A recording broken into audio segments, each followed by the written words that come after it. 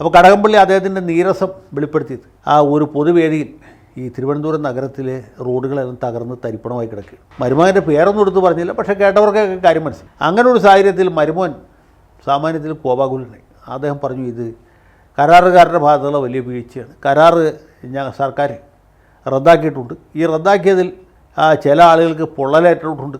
പൊള്ളലേറ്റവർക്ക് ബർണോൾ മേടിക്കാൻ ഇതുവരെ സാധിച്ചിട്ടില്ല. ആ പൊള്ളലിൻ്റെ നീറലും വേദനയും കൊണ്ടാണ് അവർ ഇങ്ങനെയൊക്കെ പറയുന്നത് എന്ന് അദ്ദേഹം ആഞ്ഞടിച്ച് പറഞ്ഞു. ആ പറയുന്ന സമയത്ത് സഖാവ് റിയാസിൻ്റെ മുഖത്തെ ആ ഒരു രൗദ്രം എന്ന് പറയുന്നത് കലാമണ്ഡലം കൃഷ്ണനായർക്ക് പോലും അഭിനയിച്ച് പിടിപ്പിക്കാൻ ബുദ്ധിമുട്ടുള്ള ഒരു സാധനമായിട്ട് എനിക്ക് തോന്നി.